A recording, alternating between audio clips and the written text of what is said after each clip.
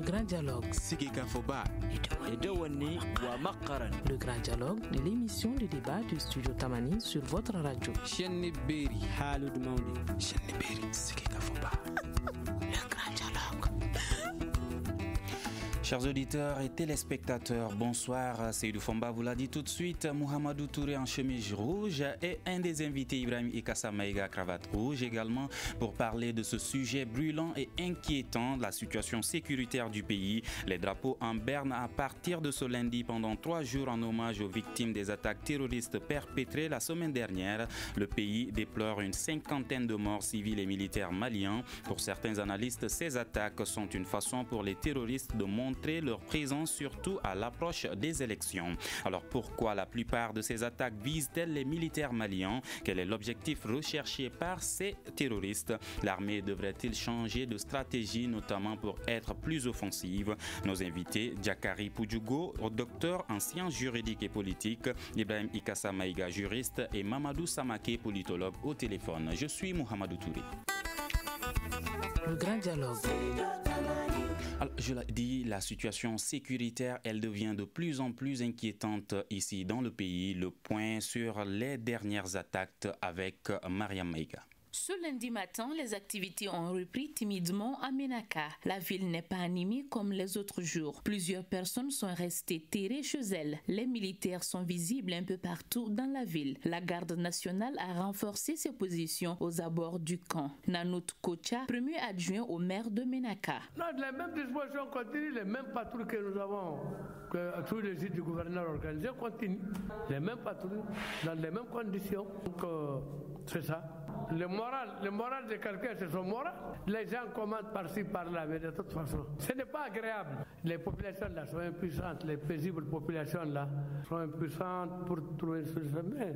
On se résigne. Au nord comme au centre du pays, les forces maliennes et étrangères sont la cible d'attaques terroristes. Les casques bleus ne font pas exception à la règle. Pour Antonio Guterres, secrétaire général de l'ONU, la MINUSMA ne peut pas tout faire au Mali. Selon lui, le modèle du G5 Sahel est à suivre pour tous les États africains qui veulent prendre leur sécurité en main. Il y a des situations qui requièrent des opérations d'imposition de la paix et de la lutte contre le terrorisme. Et là, on n'a pas besoin de casques bleus. Là, on a besoin de forces, notamment de forces africaines. Mais il faut que ces forces africaines aient un mandat clair du Conseil de sécurité, désirablement sous le chapitre 7, et des fonds garantis pour leur action.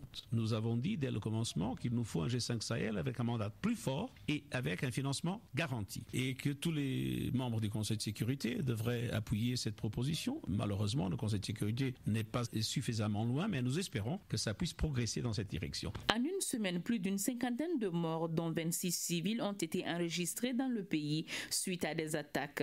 Face à la situation, le gouvernement a décrété un deuil national de 3 jours sur toute l'étendue du territoire à compter de ce lundi. C'est la deuxième fois à moins de 2 semaines que cette mesure est instaurée dans le pays. Jakari Poudjougo, une 50aine de morts en quelques jours suite à des attaques. Quelle explication donnez-vous à cette situation? Alors merci, je salue nos auditeurs et les téléspectateurs aussi. Je ne commencerai pas sans dire qu'il faut s'incliner devant la mémoire de nos parents, de nos concitoyens, de nos combattants, nos soldats, nos braves soldats, il faut le reconnaître. Ce sont nos frères, ce sont nos sœurs, ce sont nos parents qui meurent. Et c'est grave. J'aurais tort de ne pas dire que c'est grave, la situation est très grave. Il y a donc des responsabilités. Les responsabilités sont partagées et peuvent être situées à plusieurs niveaux. Donc c'est de cela qu'il s'agit. Et comme on le dit, le serpent a une tête. Et c'est par la tête qu'on frappe le serpent.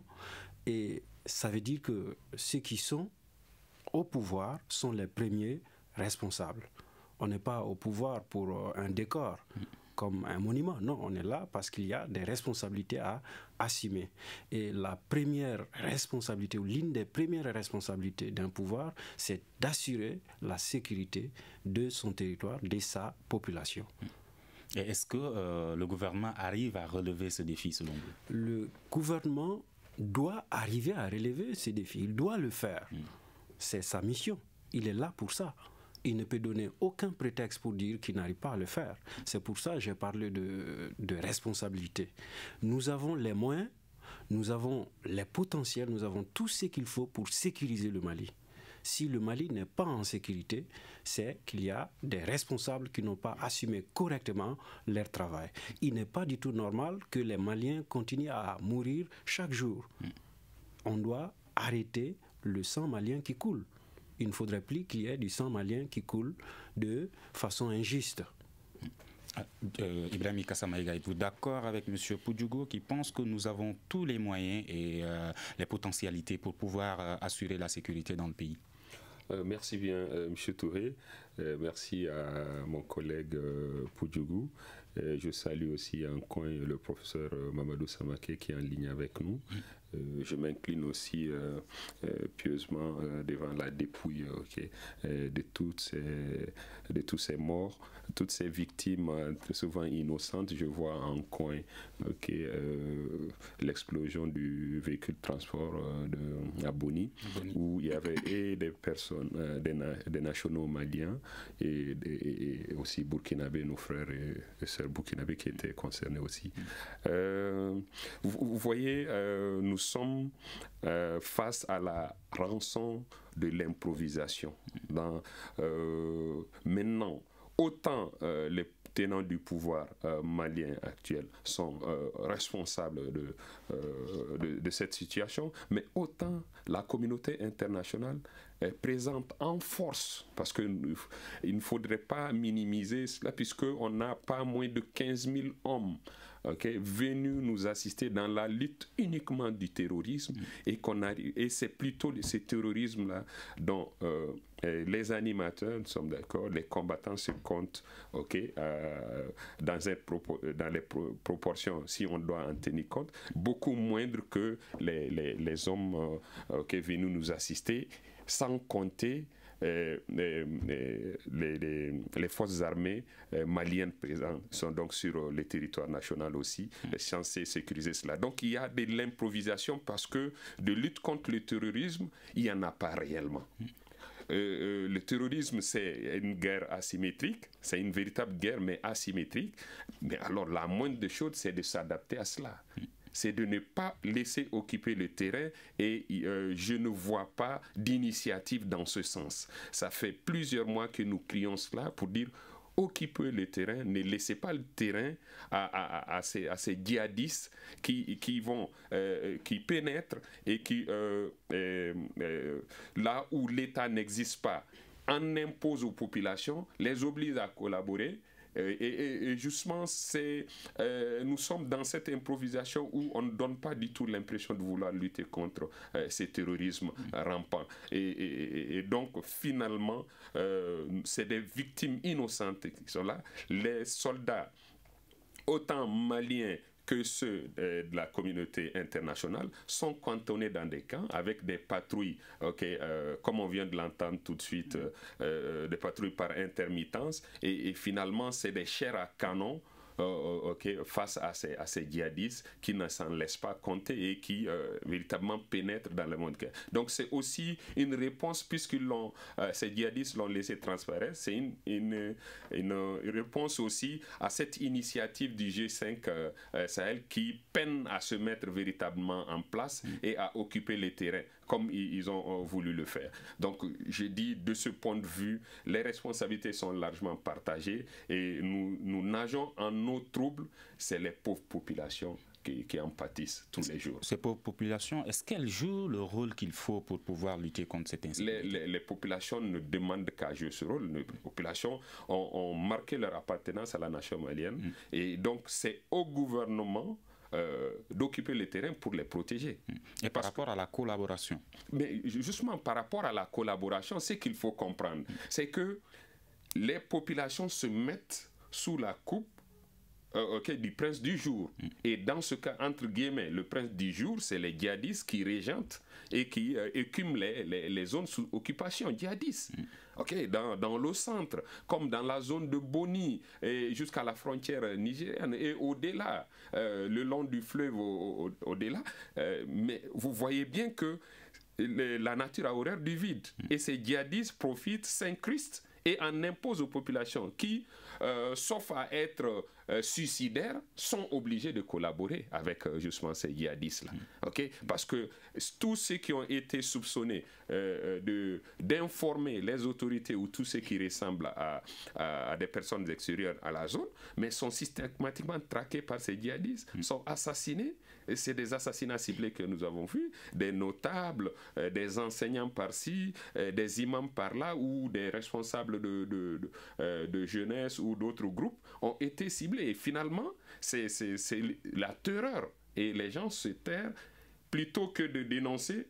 Et ils collaborent. Parce que même la non-collaboration avec les djihadistes est suspecte donc, au nom de ces djihadistes. Et donc finalement, tout le monde se met à leur rythme. D'accord. Professeur Mamadou Samaké, est-ce que vous pensez que... Pourquoi... Est-ce que vous avez une explication du fait que la plupart de ces attaques n'ont visé que les militaires maliens?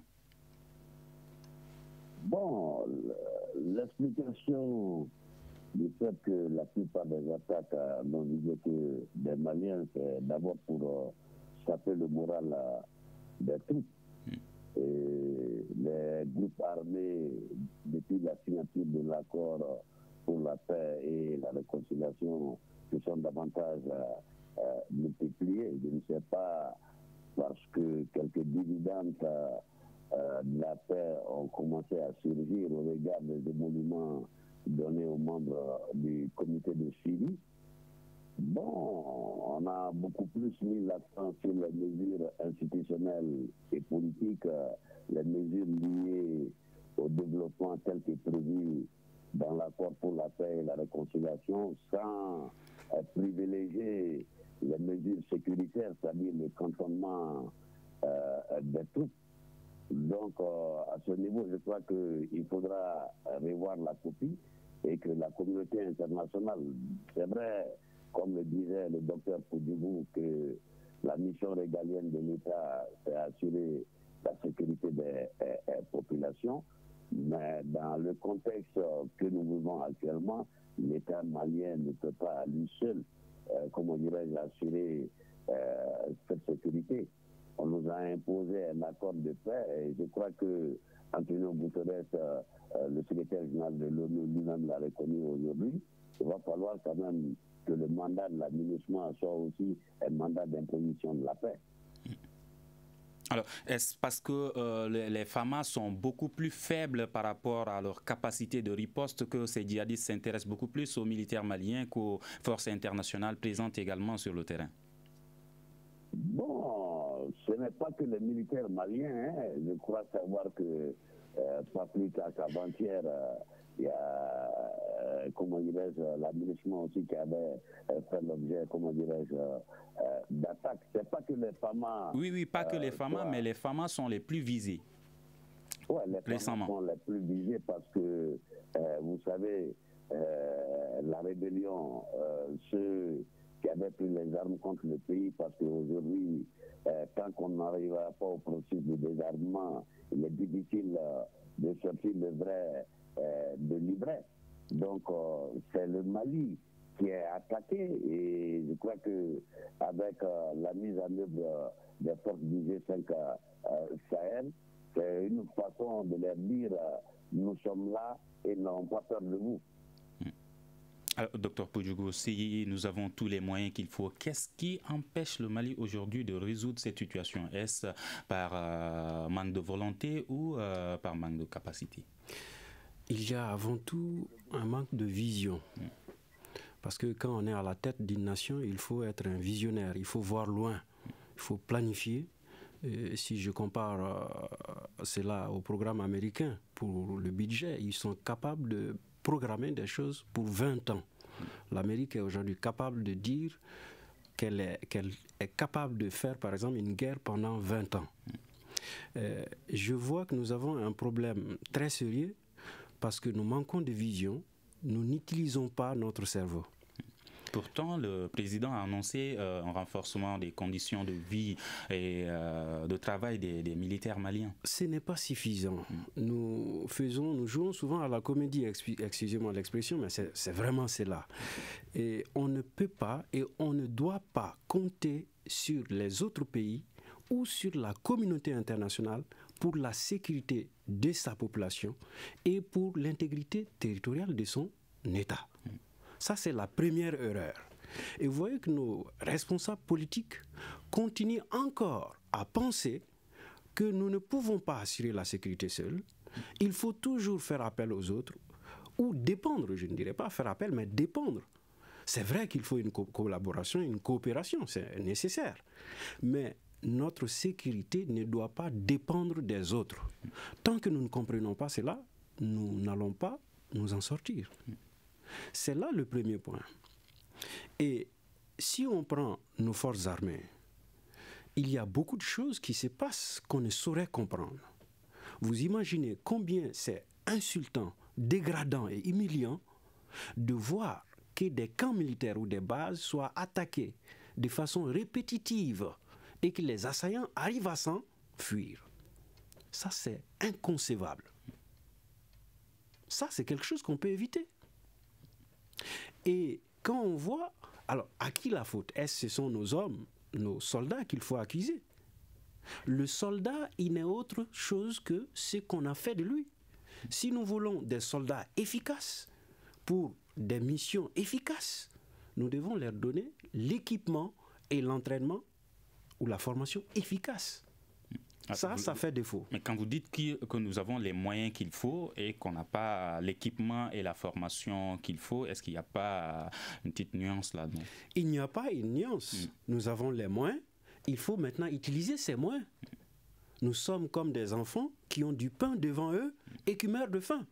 Il faut se lever et prendre son pain. Aujourd'hui, notre armée n'est pas suffisamment équipée. Ce n'est pas quelques avions qui vont nous aider ou qui vont assurer la sécurité. C'est peu, c'est rien. C'est bien d'avoir quelques avions, mais c'est peu.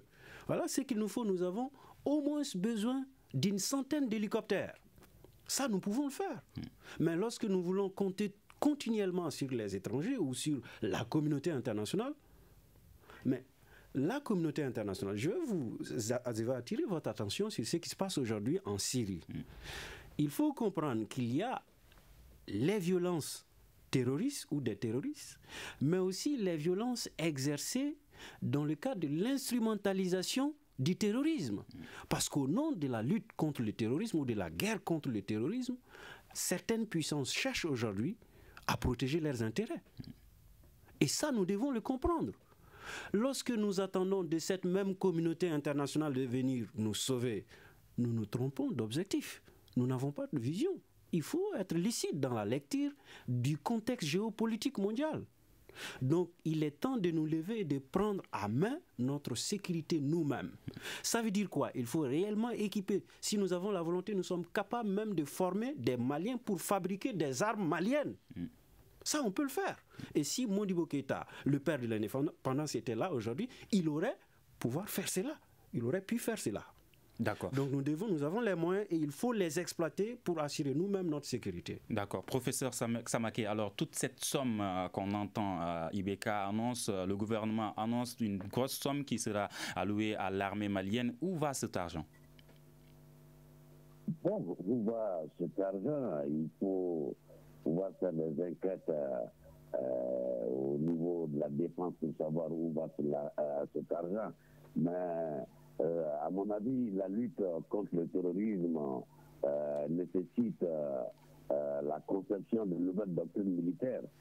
Vous n'êtes pas sans savoir que toutes nos armées ont été formées à la guerre conventionnelle. Or, ici, il s'agit d'une guerre asymétrique où souvent les ennemis se trouvent à l'intérieur de la population, qui collabore avec elle.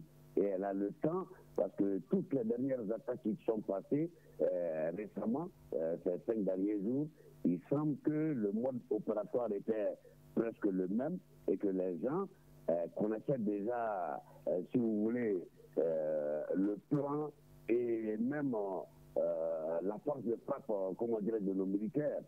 Et c'est en connaissance de cela, c'est pourquoi il va falloir changer la doctrine et trouver des mécanismes pour pouvoir protéger ceux qui informent l'armée. Parce que, à mon avis, est-ce qu'on a le temps de changer cette doctrine au moment où les djihadistes également vont évoluer, changer de stratégie? Est-ce que cela veut dire déjà que c'est peine perdue? Ça doit se faire concomitamment. C'est pourquoi, quand je vois 5 minutes de la défense dans un pays qui est en guerre, je me demande quand est-ce qu'on a le temps de faire une véritable réforme, comment dirais-je, de la doctrine militaire. Mais ça doit se faire de façon concomitante, tout en renforçant la mobilité des forces de défense et de sécurité. Parce qu'il y a un pan de terrorisme, mais au centre, il y a aussi un pan de banditisme. Donc, beaucoup plus de collaboration avec les populations en les protégeant, bien entendu. Parce que ceux qui ont été identifiés comme les informateurs ont souvent payé du prix de leur vie. Et dans ces conditions, ça n'incite pas les autres à informer, comme l'a dit Ikassa tantôt. Donc, il faut trouver un mécanisme pour pouvoir protéger les populations qui informent. Sinon, sans information, vraiment, et sans plus grande mobilité des forces de défense et de sécurité, je me demande comment on parviendra à bout de ces attaques. Ibrahim Ikassa, est-ce que vous avez constaté également un manque de vision de la part de nos autorités? Il y a un manque de vision, ça c'est déjà au niveau supra-politique, mais il y a surtout ce qui n'est pas acceptable, un manque de stratégie militaire, manque criard de stratégie militaire. Donc le même modus operandi a permis aux djihadistes de nous attaquer à plusieurs points avec en des jours successifs. Ok, donc on aurait au moins, avec une ou deux attaques après, changé de posture, donné l'alerte pour que à tous les points de sécurité on change de posture. Ok, mais ça n'a pas été fait. Nous avons dit, est-ce qu'il y a une réelle volonté de lutter contre le terrorisme, puisque en laissant le terrain à ces terroristes, on ne pourra que leur faciliter l'accès et justement la mise en œuvre de leur macabre dessein. J'ai toujours pris pour exemple la boucle du Niger, le fleuve Niger qui quitte de Mopti, d'accord, et qui forme un barrage naturel entre la zone du Gourma et les régions semi-désertiques, du nord, du nord-est, et puis donc en passant par Youarou, Niafunke, Tombouctou, Bourem, Gao jusqu'à Ansongo. C'est un barrage naturel et qui se boucle avec la frontière du Burkina.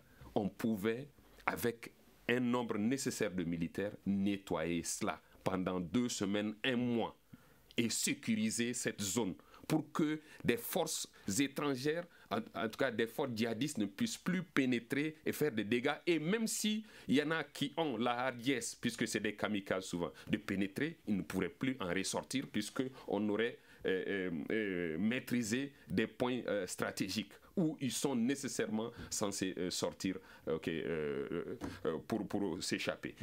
Ce n'est pas fait. La même opération peut être faite dans la zone du centre.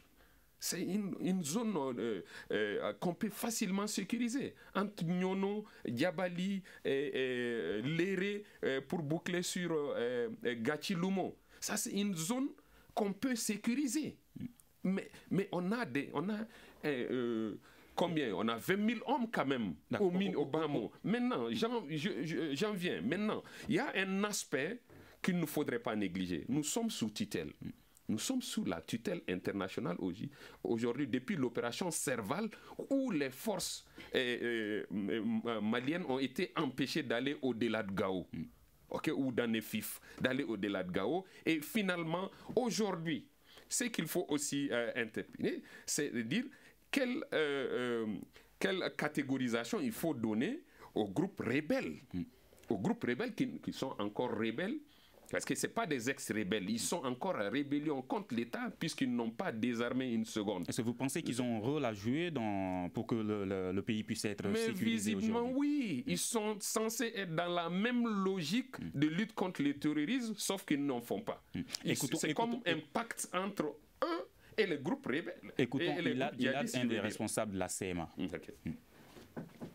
Ce qui est la recrudescence de la violence, nous estimons que c'est, on l'a toujours dit depuis la signature de l'accord, nous pensons que c'est la lenteur qui a été constatée dans la mise en œuvre de l'accord en est pour beaucoup. On pensait que si l'accord avait été mis en œuvre rapidement, on allait développer les mécanismes prévus par l'accord, les mécanismes pour lutter contre l'insécurité et faire face à tous ces défis-là. Sans aucun état d'âme, je crois qu'il faut rapidement mettre en œuvre ces mécanismes, notamment aller vers la reconstitution d'une armée, comme tel que prévu dans l'accord. On n'a pas encore entamé ce chantier-là. Le gouvernement parle de redéploiement de l'armée, mais je me demande si c'est seulement la seule solution. Non, nous, on n'est pas réticents à déposer les armes. En réalité, nous, on a déposé les armes depuis la signature de l'accord. Depuis qu'on a signé les accords, il n'y a jamais d'affrontement, il n'y a jamais un seul coup de feu entre la CEMA et puis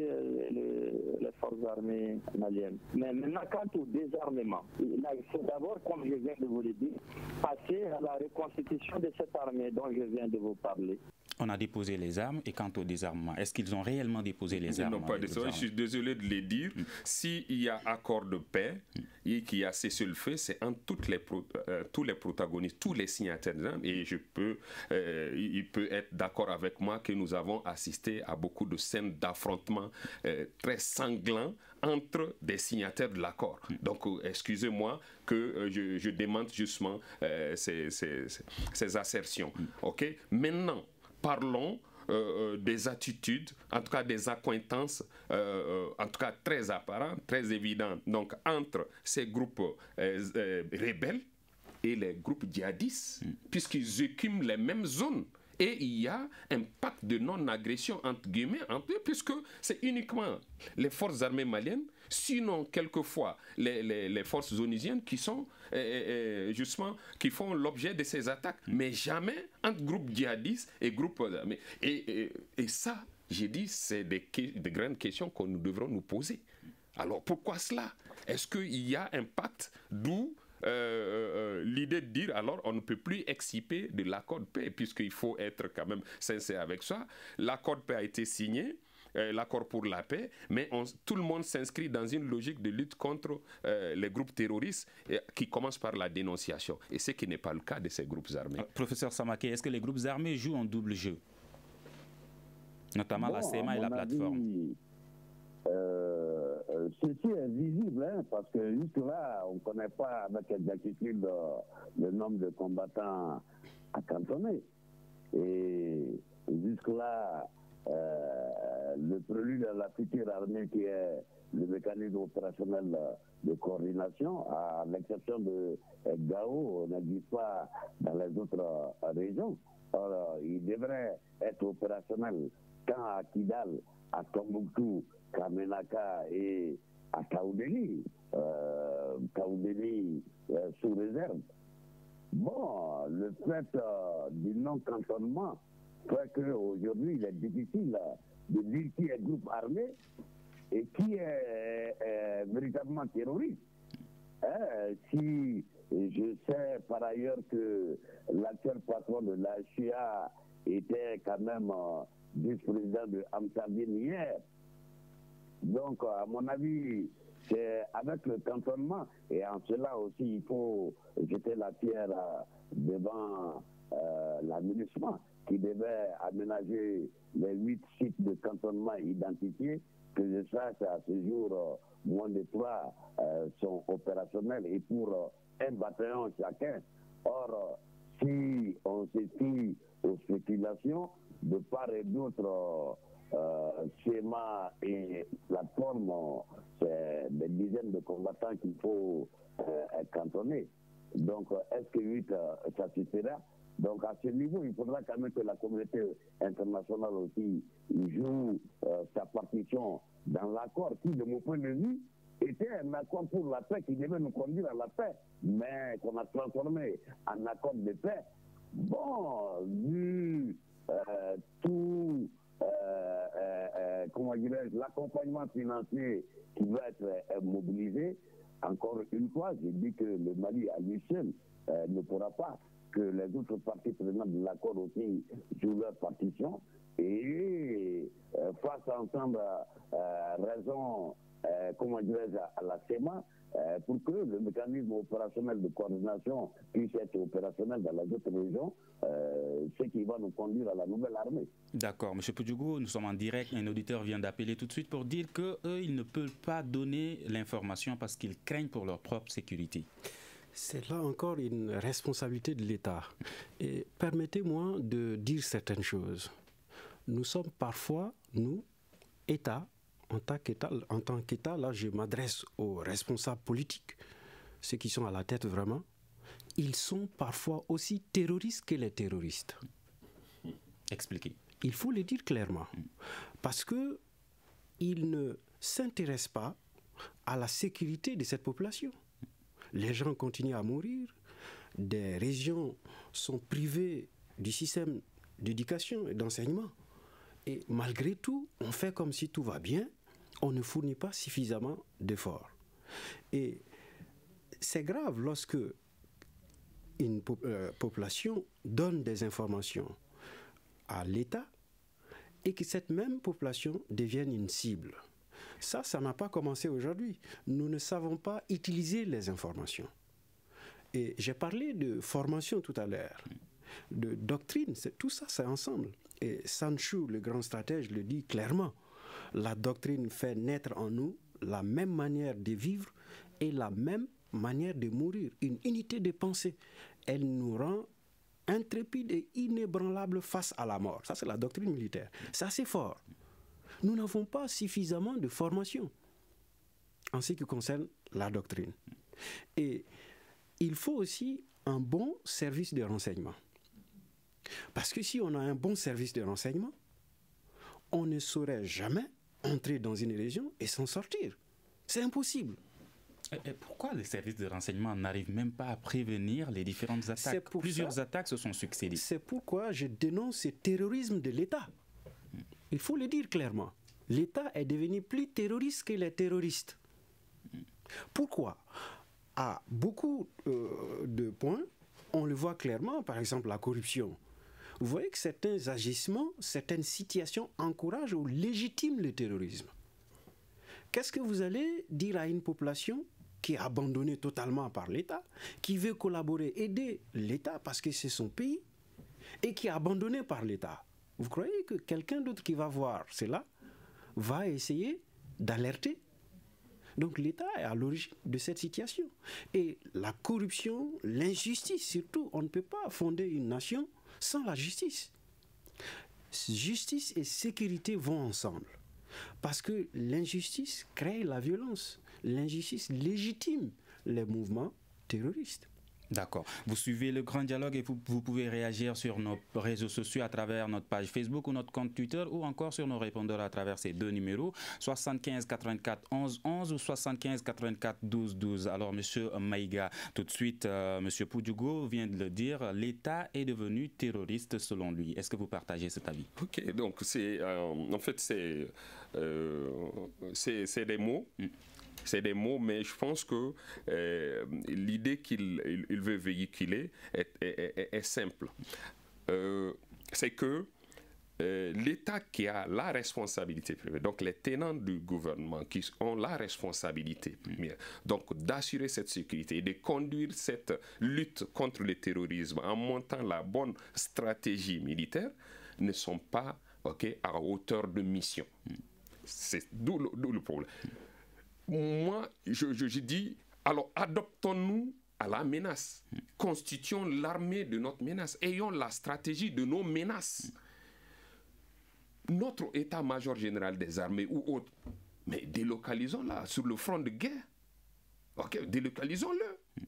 Tous ces points de névralgiques là, qui sont laissés à l'abandon. Nous avons autant de généraux. Si ces généraux étaient responsabilisés, excusez-moi, dans ces zones comme Yuaru, comme Léré, comme Nampala, où vous mettez 4 ou 5 généraux par zone.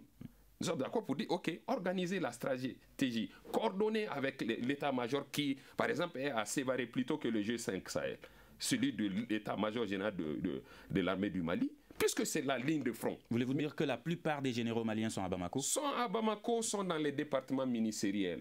Nous sommes d'accord, nous avons besoin des têtes pensantes de l'armée. Les pauvres soldats sont là, sont démunis, attendent juste de recevoir des ordres, pour justement avancer, mais ils n'ont pas cette capacité de coordination de la stratégie générale de lutte contre ils n'ont pas une vue d'ensemble sur tout le territoire national et les poches de menaces et autres. Ils ont juste des points qu'on leur confie et ils sont là. Maintenant, quand un général sait que il est dans le feu de l'action, il est dans les zones de feu.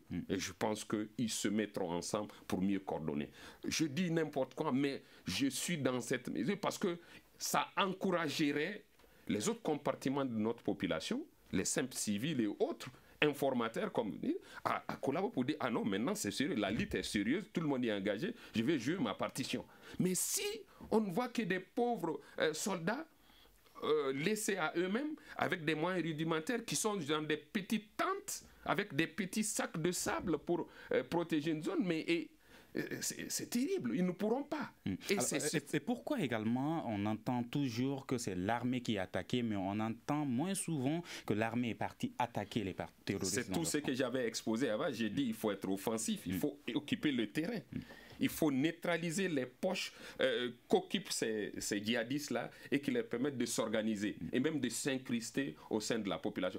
Et ce que je voudrais vous dire, c'est que ces informateurs font leur travail. C'est que les menaces sont déclarées aux responsables militaires, aux checkpoints, pour dire attention, à quelques kilomètres de là, dans telle forêt, dans telle petite brousse, il y a telle personne suspecte qui sont... Et pourquoi ils ne réagissent pas? Mais justement parce qu'il n'y a pas de stratégie. Parce qu'on reste cantonné, on est défensif, on est à la défensive et non à l'offensive. On ne s'organise pas, on ne s'adapte pas à la menace. C'est une hydre qui est rampante, alors il faut justement la contrer comme telle. Mais si on ne le fait pas, c'est le décompte macabre. On est aujourd'hui à près de 2200 morts au bas mot.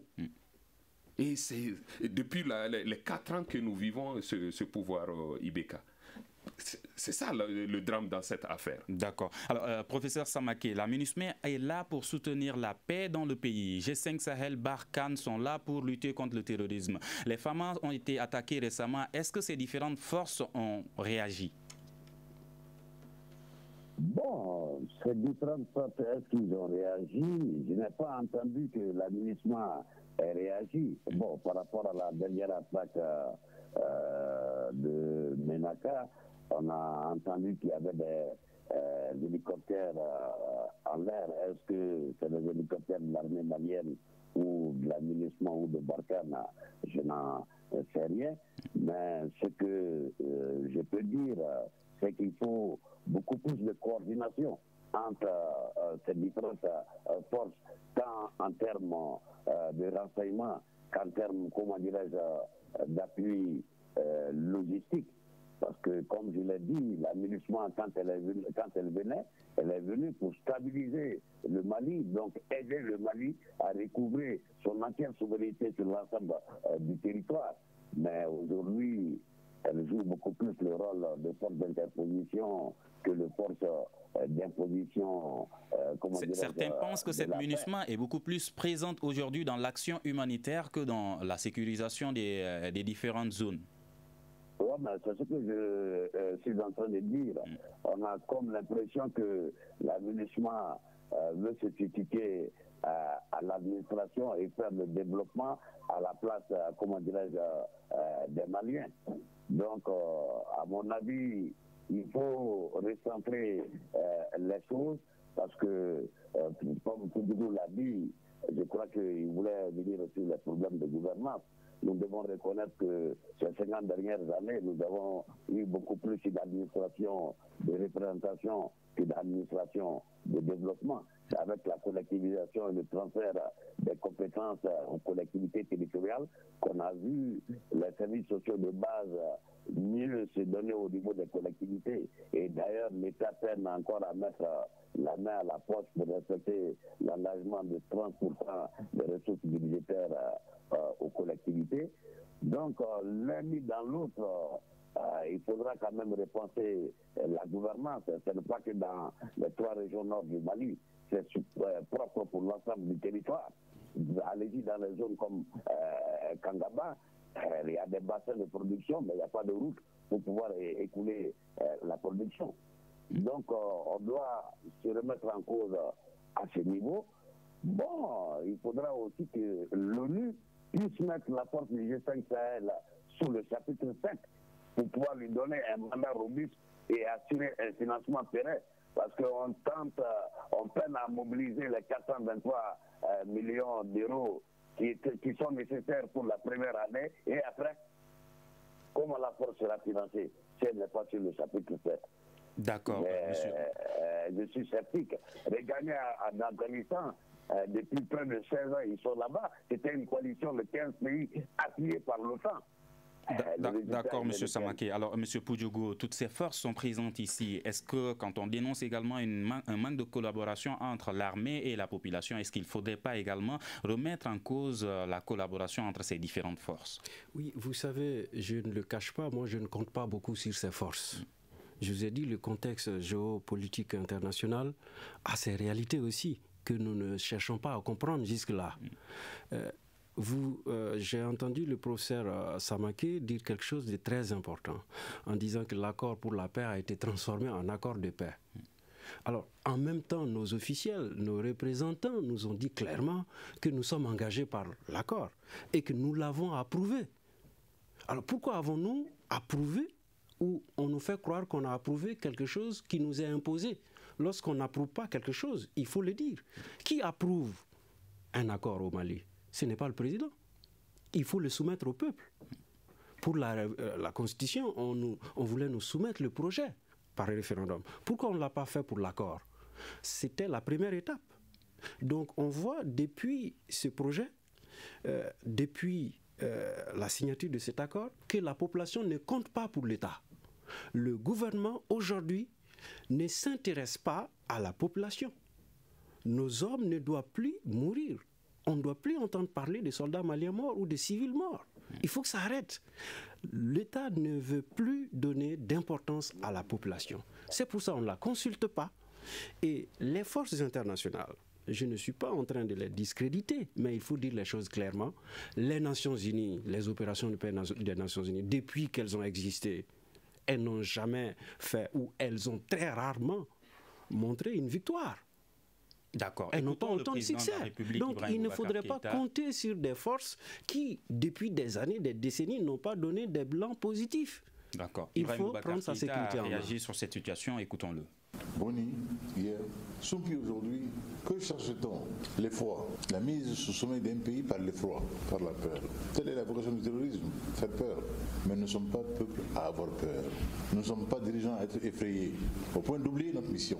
Notre mission régalienne qui est de défendre par tous les moyens possibles et imaginables, par toutes les voies possibles, notre vaillant peuple malien, notre vaillant peuple du Sahel, qui n'aspire qu'à vivre en paix et en sécurité. C'est pour cela que nous avons apprécié, nous avons noté les communications faites par presque l'ensemble de la classe politique malienne à cette occasion, qui a compris qu'il ne s'agissait plus de positionnement personnel, de nos petits jeux favoris, mais de la survie d'un peuple et d'un pays. Il est grand temps que notre front uni national anti-terrorisme, notre front uni national pour le Mali soit enfin à l'œuvre et de manière vivace. Alors, nous n'avons pas peur, mais les gens continuent de mourir. Monsieur Samaké, que pensez-vous de cette déclaration du président de la République? En 30 secondes pour chaque invité. Bon, en tant que chef des armées, il a le devoir et l'obligation de dire que nous n'avons pas peur. Nous n'allons quand même pas courber les chines, parce que personne d'autre que les Maliens eux-mêmes ne viendra nous aider à nous sortir d'affaires. C'est pourquoi J'ai dit que chacun doit jouer son rôle. Merci. 30 secondes pour chaque invité. Il ne reste je pas crois beaucoup que de temps. c'est un peu sur le tard qu'il appelle au front uni contre le terrorisme.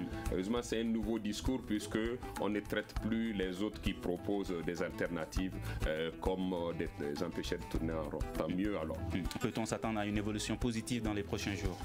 Oui, si nous changeons de stratégie et si nous avons une vision, il faut exploiter tous les potentiels, les ressources humaines, les ressources financières que nous avons pour améliorer la situation. C'est un devoir. Merci. Fin de ce débat réalisé par Ibrahim Haran Diallo, mise en onde assurée par Mamadou Ouattara, à la régie vidéo Salim Diouara. Je suis Mouhamadou Touré. On se retrouvera demain pour un prochain numéro. Merci. Le grand dialogue. Le grand dialogue de l'émission de débat du studio Tamani sur votre radio.